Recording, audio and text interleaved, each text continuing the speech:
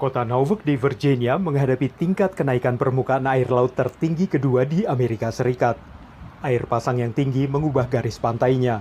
Semua ini terjadi karena perubahan iklim yang disebabkan manusia. Benih rumput rawa asin tampaknya dibawa oleh air pasang yang semakin tinggi dan kini tumbuh di tempat yang tidak semestinya serta mengambil alih halaman rumput di permukiman ini.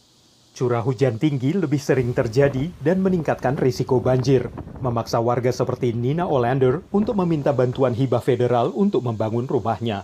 We have gotten a quote from a contractor that it's going to cost around $450,000 to lift our home. And then up to 8 months of being out of our home, having to pay, our mortgage still in this home and then rent or whatever. Dan itu baru untuk satu rumah. Di bulan Agustus, Presiden Joe Biden mengucurkan $3,5 miliar untuk membantu mengurangi kerusakan akibat perubahan iklim. Ini jumlah yang belum pernah terjadi sebelumnya untuk program di Badan Penanggulangan Darurat Federal, FEMA.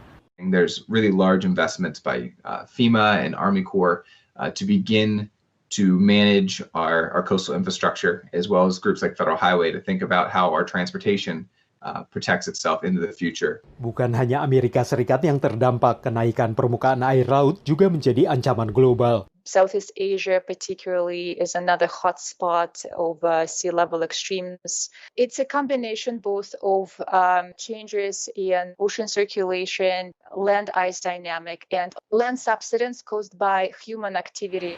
Eropa dan Tiongkok mengalami banjir besar pada pertengahan tahun ini. Para ilmuwan menyalahkan perubahan iklim. Di Norfolk, Derek Loftis dari Institut Ilmu Kelautan Virginia dan pejabat kota menggunakan teknologi dengan jaringan 50 sensor untuk memperingatkan warga tentang ketinggian air dan banjir. They measure it above the water surface on bridges, usually over waterways. This uses mobile broadband instead of satellites to transmit data, which keeps the data cost low. Kota ini juga memasang pompa yang lebih besar, memperbarui sistem limbah air hujan, dan juga memakai beton dan logam untuk memperpanjang tembok penahan banjir di pusat kota. Selain itu, proyek senilai $112 juta ini juga memanfaatkan alam untuk melindungi lingkungan bersejarah.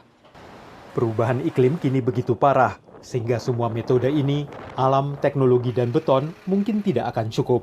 There's going to be a need to move away from the coasts into higher ground. Some communities will just not be able to survive because they're so low-lying. And I think that's just something that in the next 50 years we're going to have to accept. Sebuah laporan baru dari panel antar pemerintah PBB tentang perubahan iklim mengeluarkan peringatan kode merah bagi planet bumi. Antara lain, kejadian permukaan air laut ekstrim setiap 100 tahun akan jauh lebih sering terjadi. Meski negara-negara miskin yang paling menderita, tapi negara lainnya juga terdampak.